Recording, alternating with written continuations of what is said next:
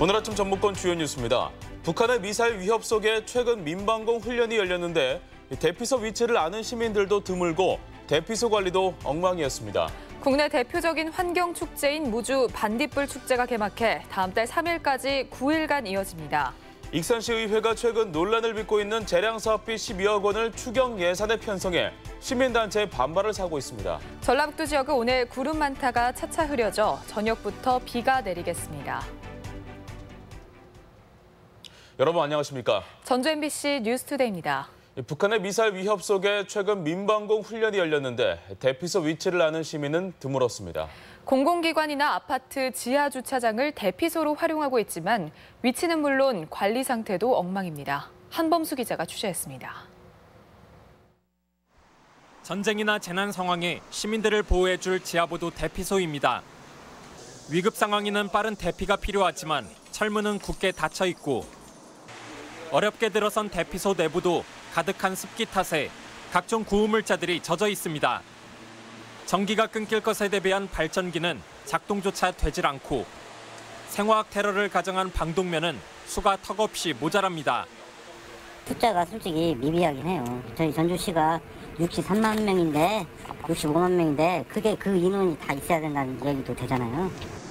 비상시 1,000명이 넘는 피난민을 수용해야 하는 전주시청 지하주차장. 대피소임을 알리는 유도 표지판이 입구에 조그맣게 붙어 있어 눈에 잘 띄지 않습니다. 근데 더 잘 보였으면 좋겠는데 그걸로 좀 가려지겠네요. 차량 한 대가 오가기 힘든 비좁은 공간은 대피소라기엔 부끄러운 상태입니다. 유사시이기 때문에 또 차들이 못 빠지지 않나요? 아니, 그러니까 빠진 상태에서 아무튼 이쪽으로 대피를 하게 돼 있는 걸로 알고 있거든요. 네. 민간 건물 대피소 사정은 더 열악합니다. 구호 장비를 갖춘 경우는 드물고 대피소라는 걸 아예 모르는 시민도 적지 않습니다. 여기요? 여기가 전쟁이 났을 때 여기 대피소 이 속에 지하 주차장 있는 거 아니에요? 여기가 대피소가 여기 주차장 다 차 나오던데? 주변에 있는 다른 건물과 마찬가지로 이곳 지하실은 대피소로 지정돼 있지만 안내판은 어디에도 찾아볼 수 없습니다. 시설도 그냥 만들어 놓기만 하고 보이기식으로 그리고 뭐 딱히 관리도 안 하는 것 같고 보수도 안 하는 것 같고 해서. 전주 지역 민방공 대피소는 200여 곳. 당국의 형식적인 관리 속에 시민 안전과는 동떨어진 공간으로 변질되고 있습니다. MBC 뉴스 한범수입니다. 익산시의회가 논란을 겪고 있는 재량사업비를 추경 예산에 편성한 것으로 나타났습니다. 익산참여연대는 익산시 올해 추경 예산에 시의원 1인당 5천만 원씩 모두 12억 5천만 원의 재량사업비가 편성됐다며 비리의 온상으로 드러난 만큼 전액 폐지돼야 한다고 밝혔습니다. 또 익산시 예산에 주민 공동이용시설 정비 14건 등 재량사업비로 의심되는 예산이 있다며 익산시와 의원들의 해명을 요구했습니다. 탄소산업진흥원 설립을 위한 법안이 발의돼 도내 진흥원이 설립될지 주목됩니다. 정운천 의원 등 여야 19명의 국회의원이 지난 25일 탄소산업진흥원의 설립 근거를 담은 탄소법 개정안을 발의함에 따라 법안이 통과되면 문재인 대통령의 탄소진흥원 설립 공약도 급물살을 탈 가능성이 있습니다. 탄소산업진흥원은 건설 기간은 물론 운영 단계에서는 매년 110억 원의 경제적 효과와 120여 명의 고용 효과가 기대되는 게 전북연구원의 분석입니다. 친환경 축제인 무주 반딧불 축제가 지난 토요일에 개막해 이번 주말까지 이어집니다. 신비한 반딧불이와 다채로운 즐길거리가 펼쳐진 무주 반딧불 축제를 강동엽 기자가 다녀왔습니다. 어둠이 짙게 깔린 농촌 마을. 좁은 농로를 따라 걷기를 잠시. 영롱한 빛이 호기심 가득한 탐방객을 맞이합니다.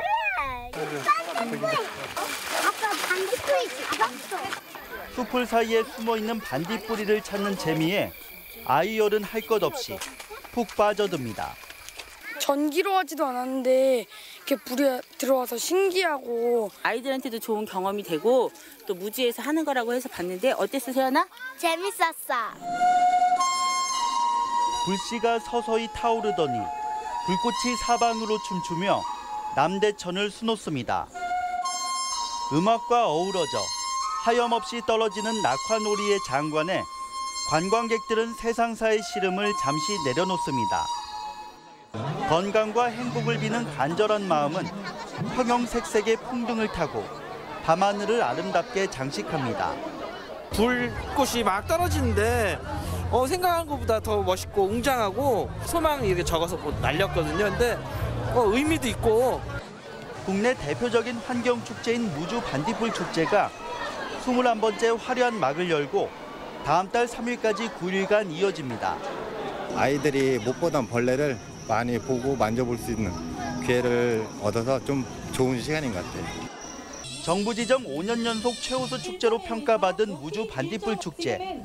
올해는 더욱 풍성해진 즐길거리와 볼거리로 방문객들을 맞이하고 있습니다.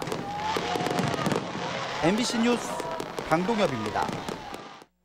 전주시가 장애인과 임산부 등 교통약자들의 이동권 보장을 위해 콜택시 운행을 전국으로 확대하기로 했습니다.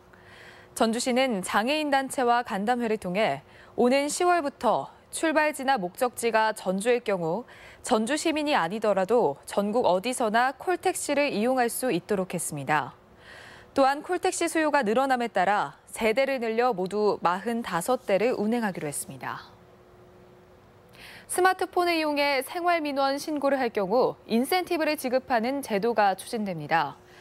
전주시는 스마트폰 민원 신고로 일정 점수가 쌓이면 전통시장 상품권을 포상으로 지급할 수 있도록 조례 제정을 추진해 내년 상반기에 시행할 계획이라고 밝혔습니다.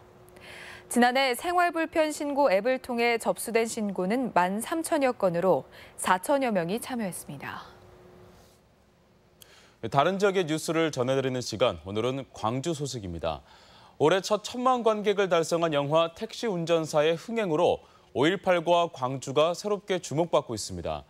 영화의 주인공인 힌츠 패터 씨를 추모하는 전시와 영화 속 5.18 사적지를 둘러보는 택시 투어도 마련됐습니다. 광주 MBC 이미지 뉴스 리포터입니다.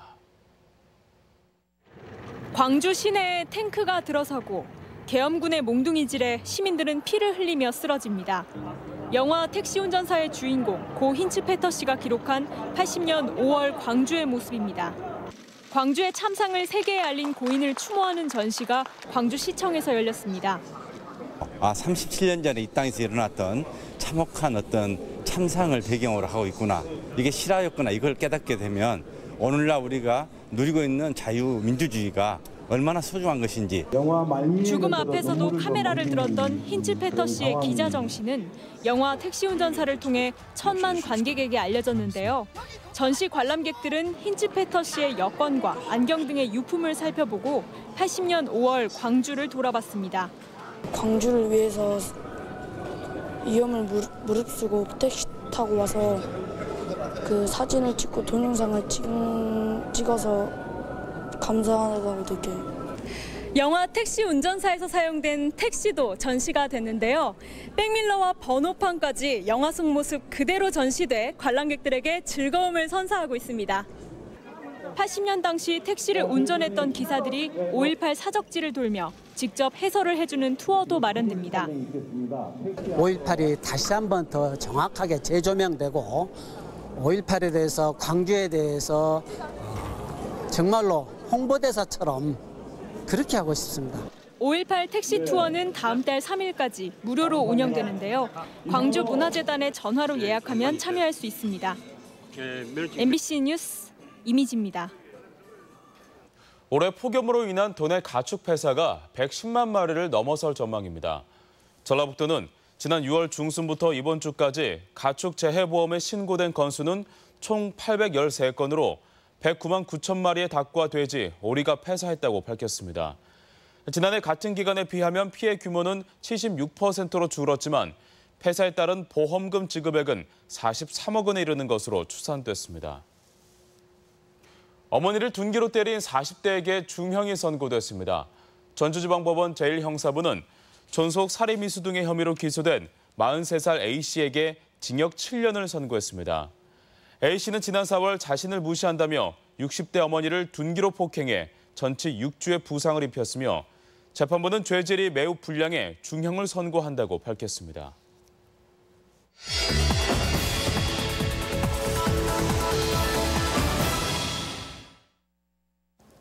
전국에 뿔뿔이 흩어져 사는 전북 출신 출향인은 약 190만 명. 현재 전라북도에 살고 있는 인구보다도 많습니다. 이들이 애양심을 발휘해 매년 조금씩 고향에 기부한다면 어떨까요? 전라북도에서 태어나서 초, 중, 고, 대학을 졸업하고 수도권에 있는 기업에 취업해 인서울에 성공한 경우는 서울 시민이 되는 흔한 케이스입니다. 하지만 이런 사례는 지방재정 적자의 원인이 되고 있습니다. 정작 낙세 의무를 갖게 된 이후에는 타 지역에 세금을 내기 때문에 경제활동 인구 유출로 재정 자립도가 악화되기 때문입니다. 지역별 재정 양극화를 해소하기 위해 출발한 것이 바로 고향기부제입니다. 새 정부도 100대 국정과제에 고향사랑 기부제를 명시해 힘이 실어지고 있습니다. 고향기부제는 출향민이 고향을 지정해 일정액의 기부금을 내면 기부자는 기부금 전액 또는 일부에 대해 세액공제를 받게 되는 제도인데 여론조사 결과 전국 성인 남녀 10명 중 약 8명은 찬성한다고 합니다. 고향기부제의 모델이 된 일본의 고향세는 2008년 시행 이후 지역 간 재정 격차 완화는 물론 관광 수입 증대에 부수적 효과를 거두는 등 효자 노릇을 톡톡히 하고 있습니다. 국민들의 공감대가 형성된 만큼 지금이 고향기부세 도입의 적기입니다. 하지만 고향사랑 기부제 법안이 실효성을 거두려면 구체적인 정책 방안들도 논의되어야 합니다. 답례품 제공이라든지 고향기부금 금액 상한선 폐지, 일정 금액 이하 심의위원회 심의 제외, 기부금 유치 과열 경쟁의 부작용 등 실질적으로 지역 발전과 농촌 경제에 도움되는 방안을 모색해야 합니다. 특히 잡례품 제공은 고향기부제의 활성화를 유도하는 효과와 함께 농산물 유통구조 개선과 농어가 소득 증대라는 복합적인 효과까지 기대할 수 있습니다. 내 고향이 활기를 되찾을 수 있다면 얼마나 기분 좋은 일일까요? 우리가 앞장서서 동참한다면 고향은 물론 더 나아가 지역 살리기가 이루어지지 않을까 하는 생각이 듭니다. MBC 논평이었습니다.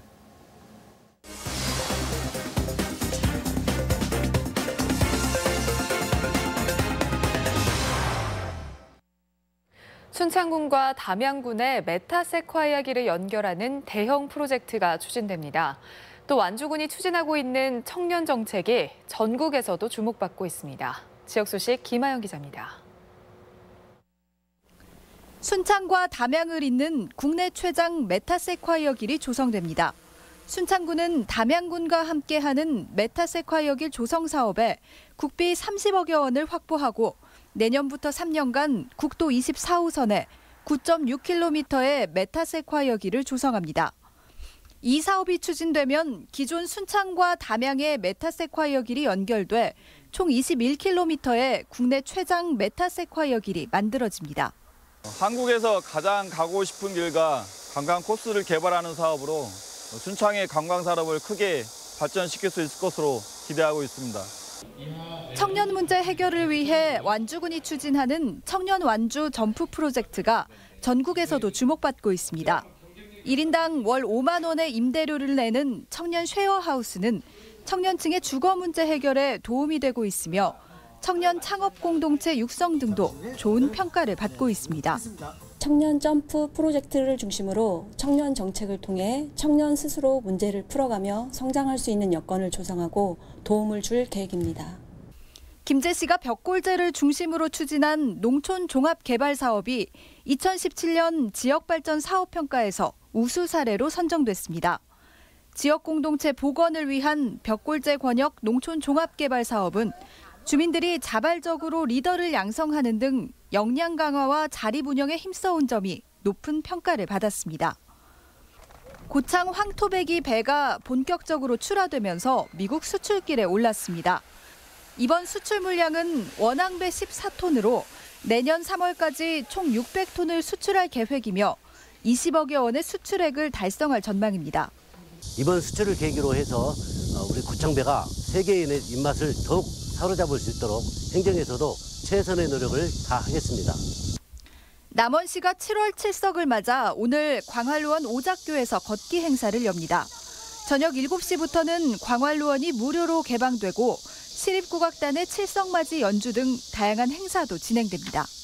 MBC 뉴스 김하연입니다. 이리역 폭발 사고 40주기 추념식이 반쪽짜리 행사가 되지 않을까 우려됩니다.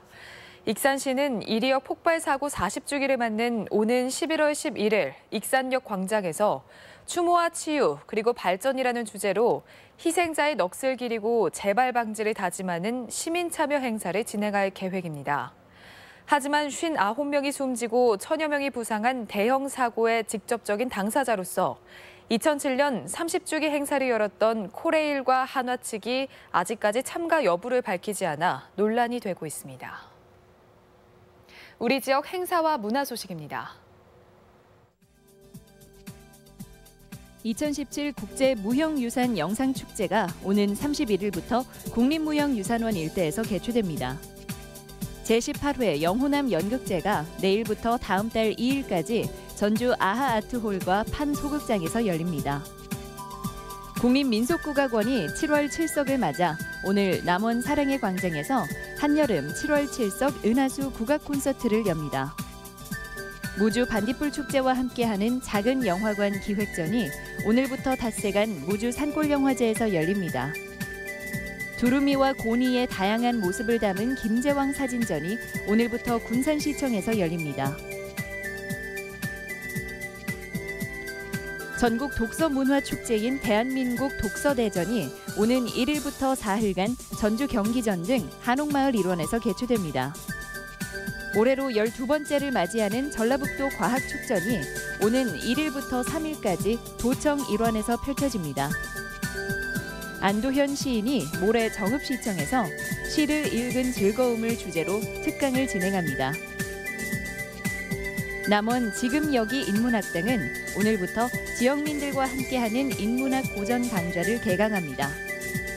전주 서부시장 상점가는 청년몰에 입점할 예비 청년 창업자를 모집합니다. 날씨입니다. 전라북도 지역은 오늘 구름 많다가 차차 흐려져 저녁부터 비가 내리겠습니다.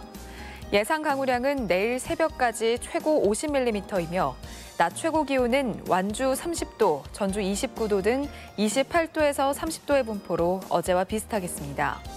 기상청은 돌풍과 천둥, 번개를 동반한 강한 비가 쏟아지는 곳이 있겠다며 시설물 관리와 안전사고에 유의할 것을 당부했습니다.